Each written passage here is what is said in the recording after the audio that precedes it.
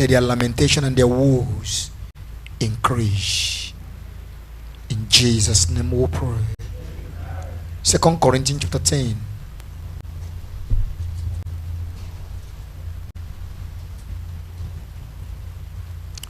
I read from verse 3. For though we walk in the flesh, we do not war after the flesh. For the weapons of our warfare are not carnal, but mighty through God to the pulling down of strongholds, casting down imaginations and every high thing that exalted itself against the knowledge of God, and bringing into captivity every thought to the obedience of Christ, and having in readiness to revenge all disobedience when our obedience is fulfilled.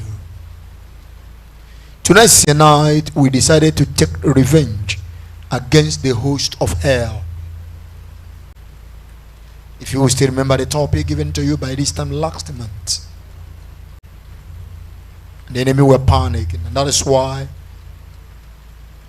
to make a night like this what it ought to be, we've been here since 4 days, putting ourselves in order so that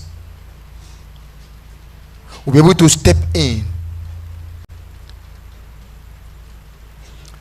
to the place that belongs to us for we to look like our Father, to be able to do his work fully. If we are not like him, we can't act like him. If we are not like him, we will not be useful in the battle he has called us to fight.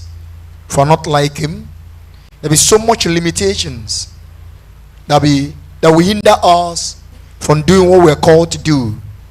If we are not like him, things for humanity downfall. Those beings that infect humanity with suffering of different kinds. Those beings that cause believers to misbehave spiritually. Those beings that forced humanity, the people of God in particular, into poverty, so that those that intend to join the fold will look the other way. Because nobody is ever and will ever be friendly with poverty. Those who tampered with our right of living to face this horror they call life. But God created this life for every living to enjoy it. Those beings that made life bitter against you were here this morning to take revenge against them.